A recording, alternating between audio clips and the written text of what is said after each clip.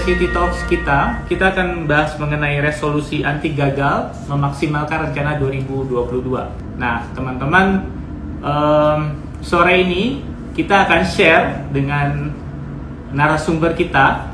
Nanti kita akan belajar dari beliau, akan share, kalau teman-teman juga punya pertanyaan, nanti silahkan disampaikan.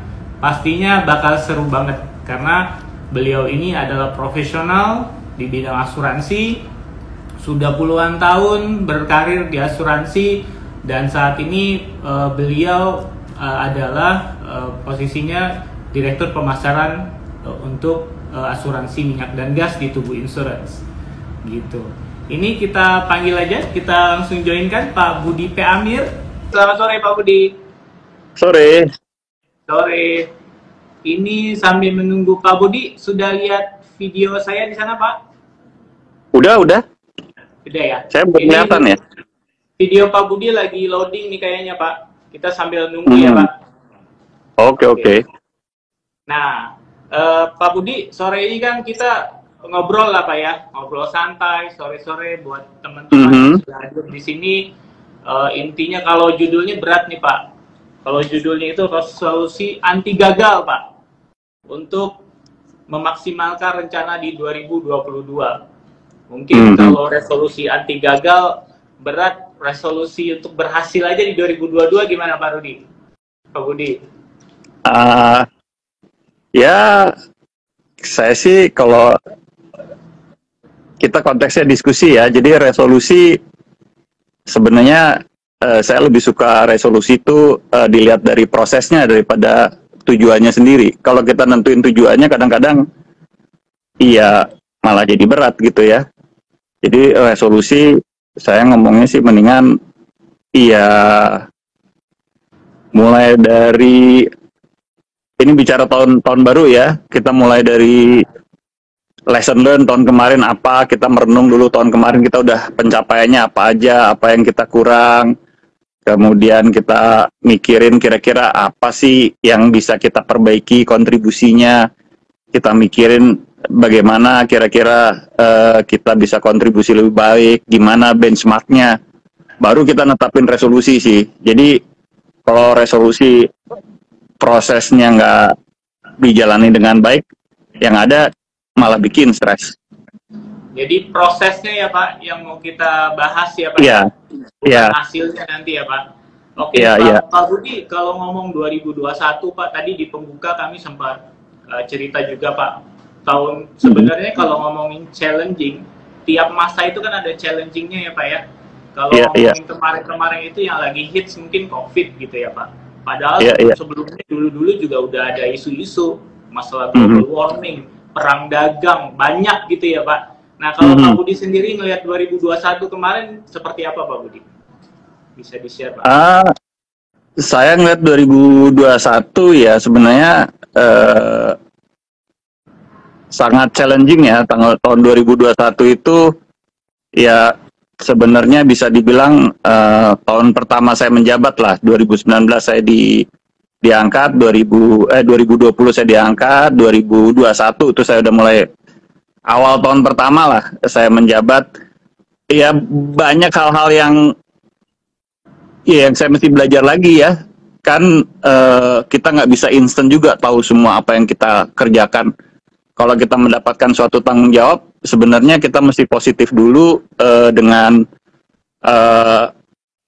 tujuan dan niat baiknya, baru kita bisa menjalankan dengan baik. Tapi masalahnya, kalau masalah itu selalu ada, justru kita di sini ditunjukkan untuk menyelesaikan masalah, bukan bikin jadi nggak ada masalah. Jadi justru di situ challenge-nya, bagaimana kita menyelesaikan masalah.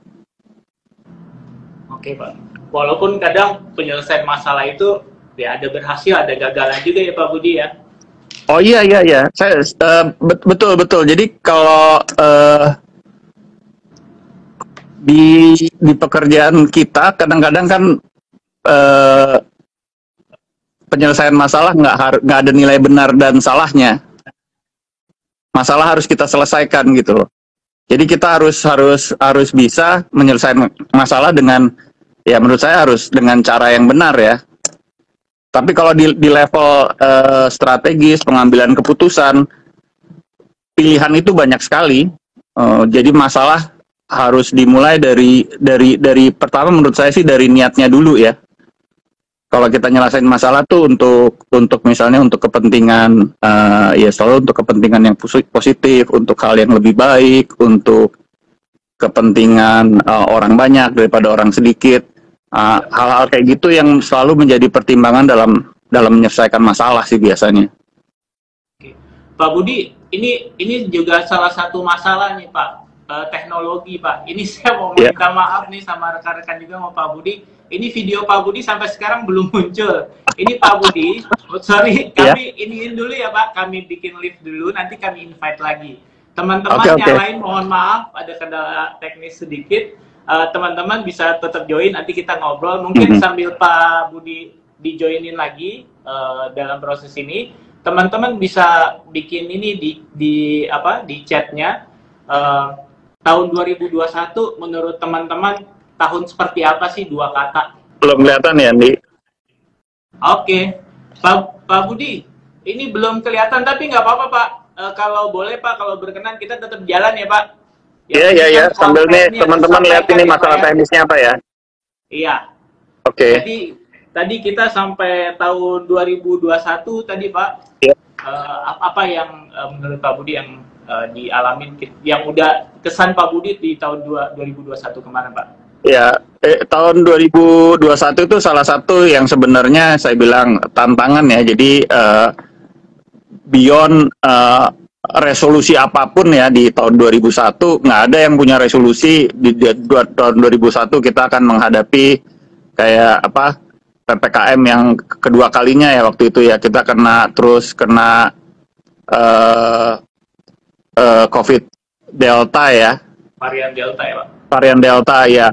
Ya itu kan suatu kondisi yang nggak bisa direncanakan. Nah kalau kita punya resolusi yang kaku ya yang nggak ada nilai optimisnya, ya resolusi bisa gagal berantakan karena ada alasannya, ada COVID gitu loh. Jadi rintangan juga kalau kita bicara soal resolusi, soal masa depan, kan nggak ada dari kita yang bisa menyiapkan masa depan sebenarnya. Yang ada kan kalau masa depan harus kita hadapi, perubahan juga harus kita hadapi. Nah jadi maksud saya kalau resolusi kita terus nggak mempertimbangkan situasi-situasi yang ada, nggak mempertimbangkan kekuatan yang kita miliki, toto kita bikin resolusi yang tinggi dan lain-lain, toto begitu ada COVID malah jadi gagal lagi resolusinya.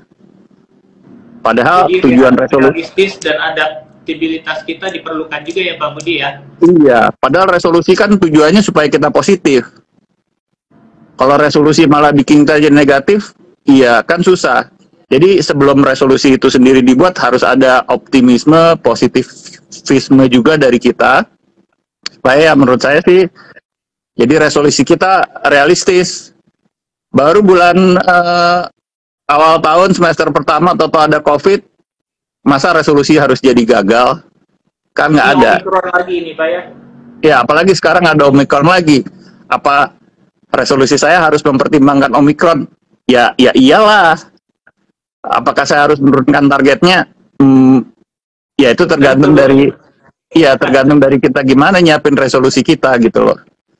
Tapi kalau dalam konteks kita kerja sih, dalam konteks menurut saya dalam konteks apapun ya, kita sebagai makhluk sosial ya, kan kalau kita beresolusi kita kan nggak sendiri. Minimum kalau kita di keluarga ada dukungan dari keluarga, kalau di kantor kita ada dukungan dari teman-teman, itu juga bagian dari resolusi yang harus kita buat ya, karena menurut saya bagian dari menghadapi masa depan itu kita harus yakin kita nggak sendirian. Kalau saya ngutip mungkin nggak tahu ya relevan apa enggak, kalau kita jalan sendiri kita bisa cepet, tapi kalau kita jalan rame-rame bisa jauh. Nah, ini menurut saya yang lebih penting kita kalau ke depan itu teamwork itu bikin suatu nilai tersendiri gitu buat kita. Apalagi kalau bicara jauh deket ya. Kalau kita nggak bisa ngelihat jalan, nggak bisa ngelihat masa depan, akan lebih baik kalau kita sama-sama daripada kita sendiri gitu. Jadi resolusi itu juga harus melibatkan orang-orang di sekitar kita. Menarik nih Pak Budi. Jadi kita pun dalam prosesnya ini Pak, ketika kita punya resolusi, ada orang-orang yang support system lah istilahnya ya Pak ya. Iya betul. Yang betul. mungkin jadi penentu juga dalam resolusi yang kita buat atau yang ingin kita capai gitu ya Pak. Iya. Ya, misalnya kalau saya mau bikin resolusi tahun ini saya mau beli mobil mewah lah, toto istri saya nggak dukung, ya resolusinya kan nggak jadi. Nah, balik lagi kan bahwa satu resolusi harus ada support dari orang dekat. Kalau saya mentargetkan misalnya target saya naik 200%, saya juga kan harus lihat tim saya gimana. Dalam proses membuat resolusi itu jadinya penting prosesnya, bukan resolusinya. Bukan hasilnya ya Pak Budi, tapi prosesnya yang harus kita fokus. Iya, jadi yang lebih pokok itu kita memikirkan prosesnya. Kalau resolusinya sendiri itu adalah by produknya ya, tapi prosesnya dulu yang ini. Kalaupun kita ada, ya misalnya ada suatu resolusi yang kita canangkan bersama-sama karena COVID jadi gagal, kan minimum kita ada lesson learn-nya. Tahun kemarin kita digagalkan Delta, tahun ini nggak bisa digagalkan oleh Omicron gitu loh. Kalau saya gagal mungkin ada tim saya yang backup. Kalau ya ibaratnya kalau saya bilang kalau saya sakit di rumah aja kena COVID, minimum anggota keluarga saya ada yang bantu juga, ada yang support saya. Kalau dalam pekerjaan gitu juga ada ketidaksempurnaan atau kekurangan dari kerjaan saya, kan ada tim saya juga yang backup. Jadi resolusi kita bukan resolusi yang hanya mementingkan atau tujuan dari saya sendiri semata gitu loh. Kenapa saya bilang begini? Karena setiap tujuan itu harus mendukung tujuan yang lainnya. Kalau saya sering bilang, kalau tujuan kita bilangnya mesti rahmatan lil alam ya. Jadi berkontribusi ke masyarakat, ke alam semesta. Ya resolusi kita juga harus punya nilai yang seperti itu. Kalau enggak, ya nggak didukung juga resolusi kita sama lingkungan sekitar kita. Menurut saya ini penting gitu loh. Jadi saya cerita ya, kalau misalnya bikin resolusi lah, kita diwawancara mau baru masuk, Pak apa Pak cita-cita Bapak gitu, lagi diwawancara nih sama Andi HR gitu. Wah kalau saya sih cita-cita kerja saya mau jadi direktur. Mungkin Andi yang wawancara juga sebel, nih anak baru masuk aja udah mau jadi direktur. Daripada saya ngomong resolusi mau jadi direktur, mungkin saya ngomongnya saya ingin jadi pemimpin yang baik. Syukur-syukur bisa jadi direktur gitu kan, jadi punya nilai yang berbeda. Nah itu juga bagian dari menurut saya kecerdasan kita untuk menetapkan suatu resolusi yang anti gagal ya. Kalau saya bilang jadi pimpinan yang baik, saya nggak jadi direktur nggak gagal, tapi kalau saya bilang saya resolusinya mau jadi direktur ya gagal, udah bisa peluang gagalnya gede. Jadi kayak harus gitu juga ya Pak, bikin resolusi ya Pak. Iya. Resolusi apa ambisi beda ya. Menarik Pak.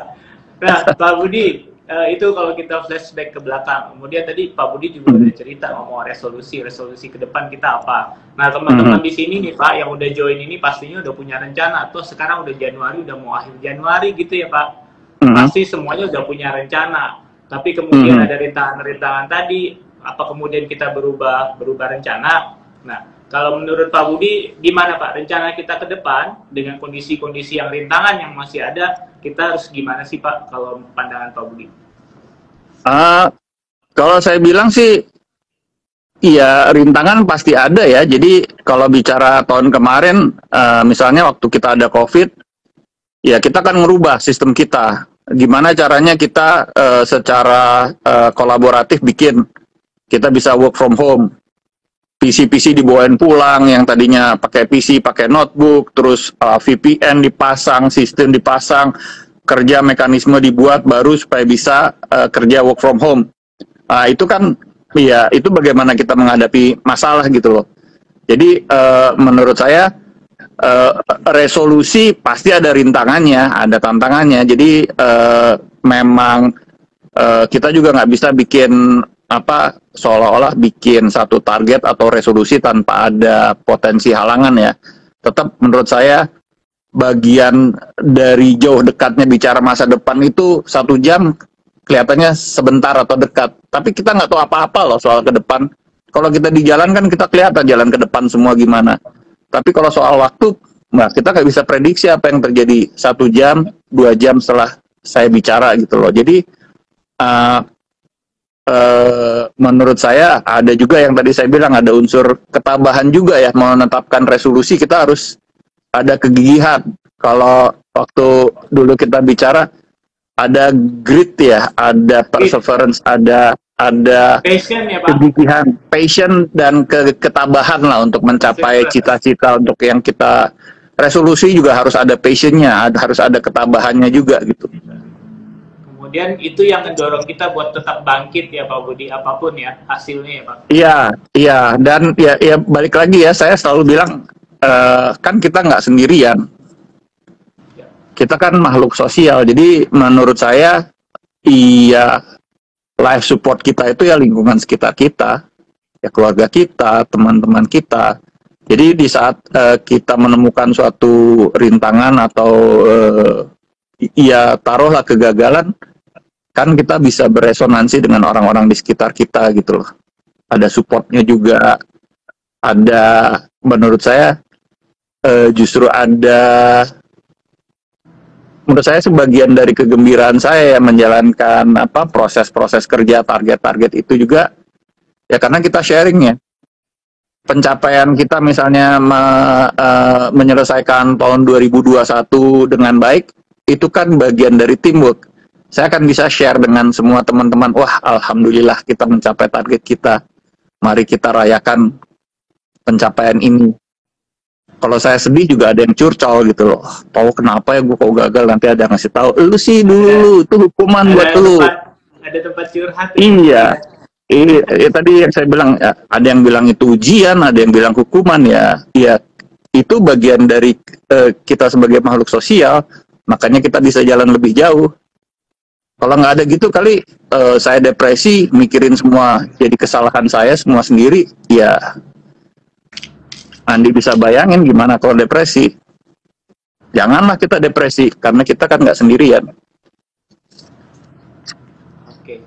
Nah, Pak Budi, jadi dari obrolan kita tadi Pak Budi, menarik tuh Pak, Bapak sempat sampaikan the power of passion and perseverance ya Pak ya. Passion sama gigih gitu ya Pak. Nah, kalau dalam hal ini Pak, mungkin saya juga teman-teman, saya kalau boleh share juga nih, menyambung dengan yang Pak Budi sampaikan tadi. Menarik yang beliau sampaikan bahwa kalau resolusi kita itu, kalau kita capai sendiri mungkin akan lebih cepat sampainya. Tapi kemudian kalau kita sendiri tadi akan berbeda dengan kalau kita kerjakan dengan tim kita. Siapapun lah tim kita, bisa keluarga, bisa teman, bisa tim kerja.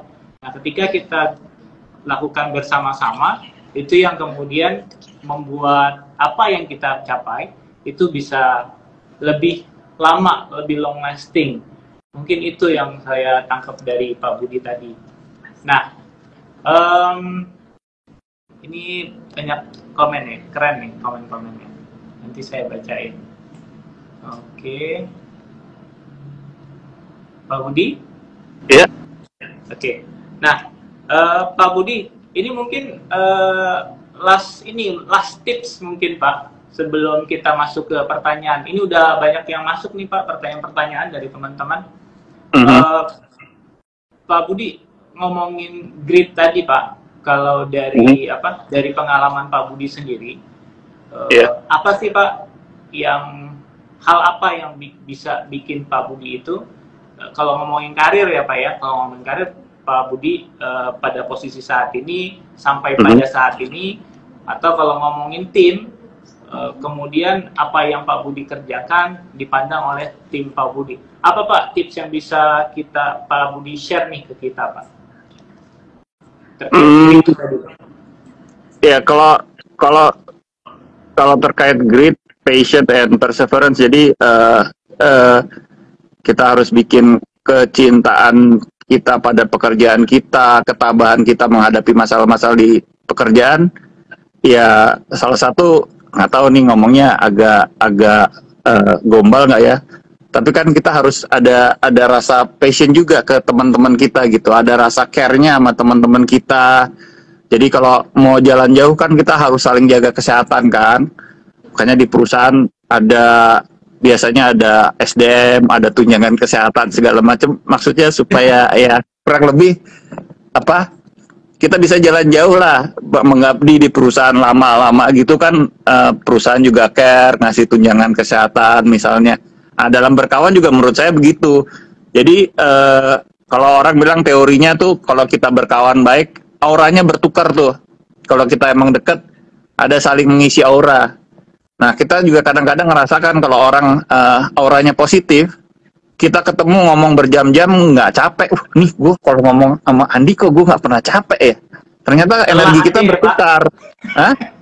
Lelah aja ya? Enggak. Beneran nih. Tapi gue ngomel-ngomel sih di rumah sama istri gue kalau gak habis ngomong sama orang. Enggak, jadi kerasa lah. Mungkin teman-teman ada yang sering ngerasain ya, kita ngomong sama temen, aduh capek banget sih nih, kenapa nih? Ya itu orang nyedot energinya. Nah kalau bisa kita bikin di tim kita tuh saling bertukar energi, dari saling caring, saling perhatian. Ada loh energinya loh, dan energi tim itu nggak kebayang. Jadi kalau saya pengalaman bilang pencapaian kerja tim itu, kemarin saya baru ada share sama ada senior ya Pak Denny Turner. Kalau kita bisa share teamwork yang baik, hasilnya tuh magical katanya. Ya karena kita nggak ngerasain, nggak bisa ngeliat pertukaran energi itu, tapi pertukaran energi itu kerasa. Ya. Jadi passion and grit buat saya itu bagian dari, ya kalau kita bicara resolusi ya, artinya bahwa kita nggak sendirian, kita dalam mencapai tujuan kita juga udah kita terapkan dengan lihat ya kemampuan kita segala macam, kita belajar apa, rekan-rekan sekeliling ya. Insya Allah ya kalau gitu resolusinya anti gagal, sesuai dengan topik deh kalau gitu. Ini tadi ada yang komen Pak, kalau anti gagal mendahului Tuhan dong. Tapi ini terjawab Pak jadinya. Apa yang dimaksud anti gagal di sini itu, kalau saya secara pribadi, semoga teman-teman juga bisa nangkep ya Pak di sini. Kalau di sini yang namanya anti gagal itu bukan berarti kita nggak pernah gagal juga, bukan berarti kita menolak gagal juga, tapi gimana kita ngadapinnya ya. Iya. Ya, jadi ya itu gimana kita mencerna apa yang kita hadapi, apa yang kita lewati, itu bagian dari mekanisme kita menciptakan ya resolusi anti gagal. Orang kalau bicara kegagalan itu ujian atau hukuman, keberhasilan juga bisa ujian, bisa hukuman juga kok, sama aja dibolak-balik. Kan kita harus selalu waspada, makanya saya bilang kalau kita sendirian kan nggak ada kontrol, nggak ada teman yang ngasih tahu, nggak ada kalau semuanya parameternya semua kita sendiri ya, nggak ada tuh pencapaian keberhasilan. Kalau kita mencapai semua sendiri, berhasil, ngerasa semua dilakukan karena memang saya hebat dan lain-lain, ya menurut saya sih nggak ada sense of keberhasilannya juga. Bahkan mungkin berhasil nginjek-nginjek orang malah.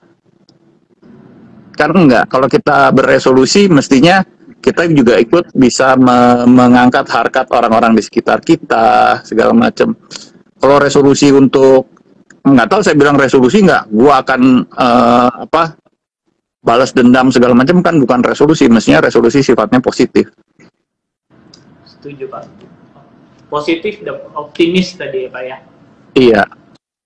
Ya realistis juga jangan lupa ya Pak ya. Iya lah. Gimana Ya kita kalau bisa tadi dibilang jauh dari Tuhan, ya resolusi juga pakai doa lah. Masa resolusi doang terus sudah berhasil anti kegagalan? Kan nanti kita jauh dari Tuhan juga. Jadi ya, poin taken tuh tadi yang bilang nggak jauh dari Tuhan ya, tapi tetap harus ada, kalau Om Rama bilang perjuangan dan doa ya. Itu referensi yang lain lah. hashtag Kalau perjuangan dan doa ya Pak Budi. iya, kalau grit kan tadi patience sama perseverance. Kalau Om Rama bilang perjuangan dan doa lah. Siap Pak. Bapak penggemar Rhoma Irama Pak. Nanti kalau saya bilang nggak penggemar, yang penggemar marah sama saya. Ya iyalah, nggak apa-apa. Kan nggak apa-apa. Setuju. Oke Pak. Ini kita masuk ke penanya ya Pak Budi. Iya, iya. Dari Zaidah.rahayu. Zaidah.rahayu. Izin bertanya. Diizinkan Mbak. Di setiap awal tahun saya selalu membuat resolusi, tapi pertengahan atau baru beberapa bulan berjalan, terkadang muncul rasa malas lagi, akhirnya resolusi itu tertunda lagi. Nah, bagaimana ya caranya agar terus semangat mencapai resolusi di setiap tahunnya? Tips gitu biar rasa malas hilang walaupun sudah ada rencana di 2022. Gimana Pak Budi? Thank you nih Zaidah buat pertanyaan. Wah, itu pertanyaan yang bagus ya, agak susah jawabnya. Tapi menurut saya tadi yang saya bilang, makanya kalau resolusi disimpan sendiri, ya kita gampang banget ngegagalinya. Enggak, perasaan bukan resolusi gue udah ganti lagi kok resolusinya. Itu kan jadi malas, nggak ada challenging gitu loh. Makanya resolusi ya harus, menurut saya ya di-share juga lah sama teman, sama orang terdekat. Jadi ada, ya bisa jalan jauh, saya bilang. Kalau sendiri aja, resolusinya cuma pendek kali. Nanti kan kalau misalnya saya punya resolusi, saya cerita sama Andi, saya resolusinya gini. Begitu saya kelihatan malas, Pak, katanya Bapak resolusinya mau main sepeda setiap minggu. Baru 2 minggu Bapak udah pegel-pegel kayak gini, gimana bisa capai resolusinya? Nah, itu kan kayak gitu kita memanfaatkan teman untuk mengempos semangat, untuk sharing bahwa kita punya suatu target yang mungkin perlu diingatkan. Jadi resolusinya insya Allah jadi ada yang bantu. Kalau kita menyimpang, ada mekanismenya yang ngingetin. Support system tadi ya Pak Budi ya? Iya.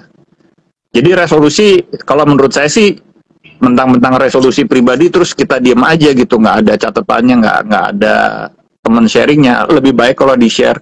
Kalau kita di tim juga kan, kita mencapai target tahunan kan, kita sama-sama, kita selalu ingetin, oh iya targetnya ini, kita review semuanya. Kalau target mau hemat budget, lu jangan boros dong. Kalau gitu bulan depan lebih irit segala macam. Jadi menurut saya itu salah satu tips juga untuk mengurangi kegagalan resolusi ya. Oke Pak Budi. Jadi ini saya singkat dari jawaban Pak Budi, saya coba samarikan ya Pak. Jadi balik lagi, kalau kita punya resolusi, kita punya support system, ya kita gunakanlah support system kita itu ya Pak. Dan kemudian kalaupun itu misalnya dalam prosesnya, ketika kita punya support system, justru support system itu yang kemudian mendorong kita biar bisa lebih bangkit ya Pak ya, untuk resolusi yang udah kita buat. Nah, kemudian tadi diulang lagi dari Pak Budi teman-teman, bahwa kalau ngomongin support system pun kita punya support system tadi, itu yang jadi pengingat kita ke depan, dan itu jadi bikin kita itu bisa bertahan lebih jauh kalau ngomongnya tadi gitu. Itu dari Zaidah Rahayu. Semoga menjawab ya Mbak Zaidah ya untuk pertanyaannya. Mungkin sama satu lagi tadi Mbak Zaidah, tadi Pak Budi itu berkali-kali mengulang grit. Grit itu kalau itu dari satu buku. Kalau misalnya grit itu di dalamnya adalah The Power of Patience and Perseverance. Kalau mau cek bukunya pasti ada. Saya nggak mau promosi ya di sini ya. Cuman kalau mau jadi bahan bacaan buat Zaidah itu bagus juga tuh buku grit. Gitu kira-kira Zaidah. Oke, ini banyak juga nih. Ada dari It's AFJ. Dengan tantangan ini, di mana perusahaan mengalami turnover karyawan yang tinggi, bagaimana cara agar budaya perusahaan terinteraksi dengan baik? Nanti kita jawab ya, ini berat juga nih. Internalisasi budaya ya. Oke, ini yang sudah masuk juga, yang udah lebih duluan dari Mas It's AFJ. Mohon maaf, Mas It's AFJ. Ini saya nunggu masih on join ya. Oke, teman-teman, kalau misalnya tadi dari yang sudah kita bahas, teman-teman punya pendapat, boleh loh diketik di sini. Oke, atau ada yang mau share terkait yang ditanyakan sama Zaidah tadi? Apakah teman-teman mungkin juga pernah mengalami, nggak cuma Zaidah ya, gimana caranya biar tetap semangat, punya resolusi? Saya sendiri itu punya resolusi tadinya tahun 2021 bisa nurunin berat badan. Itu kayaknya masalah semua orang ya. Apa saya aja ya? Mungkin saya aja ya. Jadi kalau ngomongin udah gimana caranya biar bisa turun badan, udah install aplikasi buat fitness belum? Udah. Terus udah nggak makan malam belum? Udah. Terus tapi yang kejadian apa? Selalu aja kan kalau udah install aplikasi fitness, ngerjainnya kapan? Terus kemudian kalau udah tadi punya tekad buat nurunin berat badan, kenapa malam-malam masih makan gitu kan? Nah, cuman dalam hal ini yang mau saya sharing, saya mau melanjutkan kata Pak Budi tadi bahwa kita harus punya support system. Mungkin nih yang saya lakukan kemarin kemudian nggak berhasil, saya udah install aplikasi fitness terus tetap aja nggak dilakuin, mungkin karena support system saya yang kurang. Mungkin itu juga nggak saya share sama lingkungan saya sendiri, misalnya sama istri saya di rumah. Kalau saya punya tujuan itu mungkin lain kali ya Pak Budi ya, nanti saya share Pak ke istri saya, Pak, biar saya dimarahin kalau nggak fitness gitu ya Pak. Kurang lebih begitu deh teman-teman. Nah kan, kelihatan kita tuh emang sengaja Pak, surprise itu di belakangan. Jadi gitu ya. Oh ini Bapak gitu ya. Iya, ada kesalahan teknis. Iya ya. Saya langsung ke pertanyaan kedua, boleh ya Pak? Tadi ya, boleh.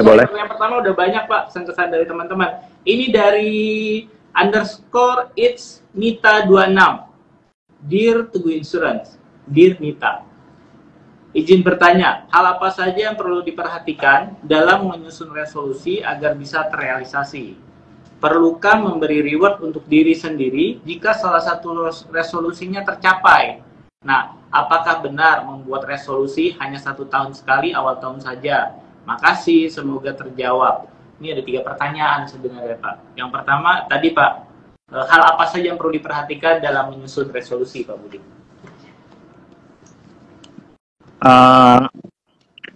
Kalau saya sih, kalau jawabnya secara metode manajemen ya, kita biasanya internal analisis sama eksternal analisis. Jadi kalau mau resolusi ya kita lihat diri kita dulu, baru kita lihat lingkungan kita.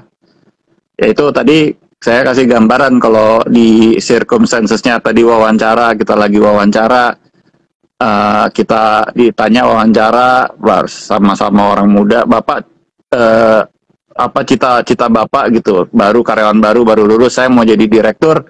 Mungkin saya belum apa-apa udah offend yang wawancara, sialan lu baru mau masuk aja udah mau jadi direktur, gue udah lama nggak jadi direktur. Jadi itu menurut saya, jadi misalnya daripada ngomong jadi direktur, saya mau jadi pimpinan yang baik. Kan jadi pemimpin nggak harus jadi direktur, kita bisa mimpin diri kita sendiri dulu, mimpin satu departemen dulu, mimpin grup, atau sampai nanti jadi bahkan jadi presiden juga mungkin nggak perlu disebutin kalau kita bisa nyebutnya dengan nggak jadi pemimpin yang baik gitu loh.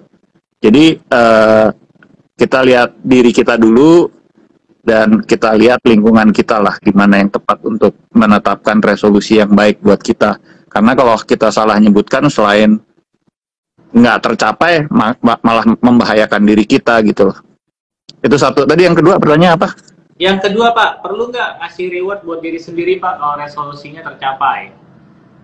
Wah, itu sih boleh-boleh aja, nggak ada aturannya. Dan menurut saya resolusi itu dibuat untuk membahagiakan diri kita loh, jangan menambah beban gitu loh. Karena kalau bikin resolusi terlalu tinggi setnya, saya cita-cita jadi presiden terus nggak tercapai-capai, saya frustasi lagi. ya bikinlah resolusi yang sesuai dengan kemampuan. Iya. Nah, jadi dibikin ukur kemampuan kita, kita lihat lingkungan kita, kewajaran, norma-norma yang berlaku gimana, supaya resolusinya juga jadi sesuatu yang menyenangkan untuk dicapai. Nah, itu akan lebih cerdik lagi kalau bilang kita memberi hadiah ke diri sendiri. Di kita juga kalau Muslim bisa aja ada bernadar, ada ya kalau kita tercapai cita-citanya saya akan nyumbang ini atau saya berpuasa, nadar segala macam, itu bagian dari bagaimana kita memotivasi diri, memanipulasi diri untuk hal yang positif. Itu sih nggak apa-apa, itu saya sarankan kalau bisa kayak gitu. Jadi ada sense of achievement-nya. Yang ketiga, apakah harus setiap tahun? Iya. Gitu ya? Betul. Ya, kalau menurut saya sih karena kita ngikutin sistem kalender ya, setahun sekali itu paling bagus buat nge-review. Tapi kalau mau bulanan juga boleh. Iya. Kita mau bulanan juga boleh. Kenapa? Sorry? Kalau tahun kabisat 4 tahun sekali Pak resolusinya Pak. Iya, betul. Jadi itu sih terserah. Jadi ada orang kan kalau di perusahaan ada rencana jangka pendek, jangka panjang, setahun sekali, 5 tahun sekali. Bahkan kita juga ada target bulanan misalnya. Ya silakan aja itu. Tapi tujuannya itu supaya kita bisa memonitor.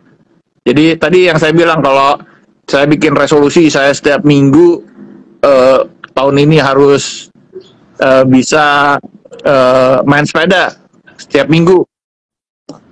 Artinya ya saya akan ketahuan pencapaiannya gimana kalau saya ada yang bolong gitu loh. Dalam waktu 1 bulan saya cuma 4 kali atau cuma 3 kali, ya nggak mungkin lah tercapai. Nah jadi belum apa-apa udah frustasi sendiri, udah gagal sendiri tuh kalau kita bikin resolusi yang terlalu panjang.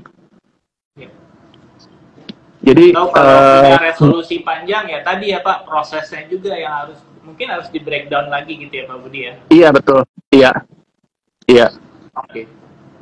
Thank you Pak Budi. Ini thank you juga. It's _it's_Nita26. Oke, pertanyaan selanjutnya Pak Budi dari Sabia.Putri. Halo Tugu Insurance, ingin bertanya bagaimana menemukan passion Pak. Munculkan passion nih Pak, balik lagi kita. Passion dalam diri kita dan menggali potensinya agar mendukung resolusi yang ingin kita wujudkan. Dan upaya apa saja yang dapat kita manfaat dalam meraihnya. Silakan Pak Budi. Waduh, itu pertanyaannya berat banget nemuin passion. Beli aja nggak bisa, apalagi nemuin ya. Susah. Beli passion ya, Pak. Iya, nggak ada. Ya kalau saya bilang passion itu hanya bisa dirasakan ya di diri kita kalau ada kecintaan, ada kesukaan terhadap sesuatu dan itu tidak henti-henti, ya itu saya bisa bilang passion. Nah, kadang-kadang orang suka lupa gitu loh, apa yang didengarkan tuh bukan kata hatinya, kata orang lain. Nah, itu menurut saya jadi bagian dari distraction ya. Jadi misalnya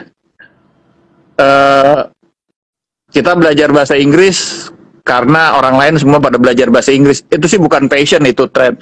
Tapi kalau gue seneng banget nih nonton drakor nih, kok orang Korea kok ngomong buru-buru gitu, gue pengen belajar lah terus. Nah itu lebih, saya bilang lebih jadi passion kalau dimulai dari diri sendiri. Tapi kalau kita ngeliat orang lain, ya itu jadi cuma tren aja gitu loh. Jadi passion itu, kalau saya bilang, kalau udah nemuin passion tuh ada kerasa di dada, ada bara di dada gitu loh. Jadi itu bisa dirasakan. Bakar semangat.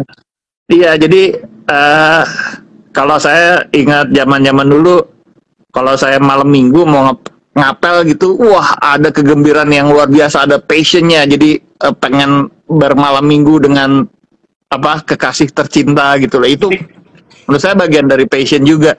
Nah, bisa nggak nemuin itu di pekerjaan? Bisa nggak menemukan itu di suatu bidang? Nah, mungkin dari situ kita bisa bilang, itu passion gue. Tapi kalau kita, gue pengen ini nih, kayaknya anak-anak pada asik nih belajar bahasa Inggris, itu belum tentu passion. Kita harus dapatkan apinya di dada. Mungkin itu ya, karena pertanyaannya susah banget. Iya Pak. Tapi tadi itu ya Pak, passion itu bisa dirasakan ya Pak sebenarnya ya Pak ya. Iya, nggak bisa dibeli ya. Nggak bisa dibeli. Ada Pak, Iya. bisa dibeli Pak, passion fruit. Oh iya iya iya. Iya. Bahasa Indonesianya apa ya passion fruit? Markisa. Iya iya. Bisa. Ada Pak, kalau itu bisa dibeli Pak, passion fruit. Iya iya. Nah, ini Pak, apa tadi upayanya Pak? Yang apa saja upaya yang dapat kita manfaat dalam meraih passion tersebut Pak? Kalaupun itu nggak bisa kita lihat Pak, cuman bisa kita rasakan, apa yang bisa kita lakukan Pak? Upaya apa yang bisa kita lakukan? Ya, kalau menurut saya passion bikin kita jadi ini ya. Kalau orang bilang apa sih dulu kan nggak ada matinya deh. Jadi kita berhenti aja. Gagal kita bangun, kita jalan lagi terus nggak ada henti-hentinya. Jadi kalau saya misalnya mau cerita ya, mau bikin passion, saya cinta tanah air. Oh, saya cinta tanah air tuh biasanya jadi motif yang paling kuat tuh. Motif sama passion mungkin beda, tapi karena misalnya ada unsur nasionalisme dalam sesuatu yang kita kerjakan, ya kita bangun aja jadi suatu passion. Jadi saya pengen Indonesia maju, terus kita arahkan kerjaan kita untuk nusa dan bangsa gitu. Itu jadi good reason buat kita ya, bisa jadi passion juga. Misalnya menurut saya yang salah satu yang paling penting kan kalau saya belajar nih ya, kan tujuan penciptaan manusia balik lagi untuk menjadi rahmat bagi alam semesta. Ya, kita bikin gimana passionnya itu supaya pekerjaan kita itu ngasih nilai tambah buat orang-orang di sekitar kita. Itu juga ngebentuk passion.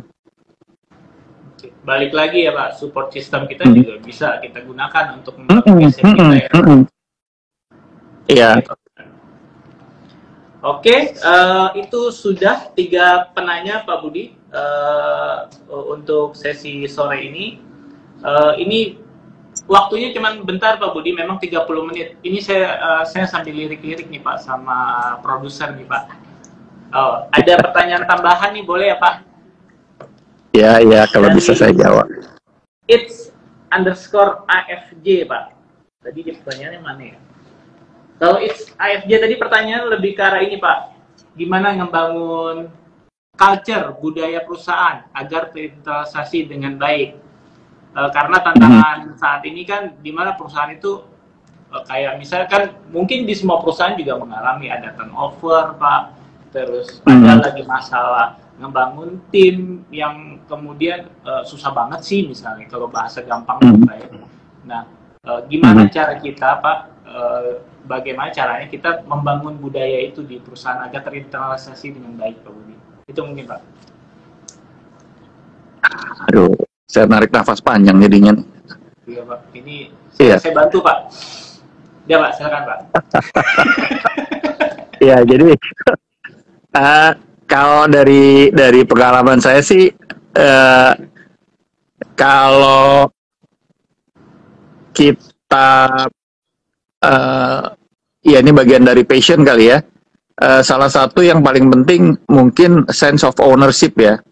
Jadi kalau menurut saya kalau orang kerja di satu perusahaan cuma mau numpang makan aja, makan gaji doang, iya gimana kebentuk passionnya, gimana ngebentuk culture-nya juga gitu loh. Tapi culture itu kan kebentuk dari tantangan yang ada di perusahaan itu. Menurut saya salah satu kuncinya adalah sense of ownership di perusahaan. Jadi kalau orang cuma mau semata-mata mencari uang, di saat perusahaannya untung, wah dia kerja. Tapi kan ada kadang-kadang ada kondisi ups and down-nya. Misalnya ada kondisi COVID kayak gini, apa bener? Terus kalau perusahaannya karena ada gangguan COVID, targetnya turun, terus kita keluar jadinya. Ya bisa jadi malah bukannya kita minta keluar, udah dikeluarin duluan juga gitu, karena nggak berprestasi. Jadi sense of ownership itu ngebangun, balik lagi, ngebangun passion. Kalau kita kerja di pekerjaan kita mestinya bukan cuma tahu apa yang kita kerjakan, tapi kita tahu dampak dari apa yang kita kerjakan. Jadi ya itu, jadi kita memahami diri kita, batasannya gimana, kita juga memahami lingkungan kita. Jadi kalau ada kondisi yang misalnya negatif, kita punya reasoning, kita punya alasan untuk tetap bertahan. Kita punya perseverance, punya reasoning untuk tetap bertahan dan nggak mudah menyerah.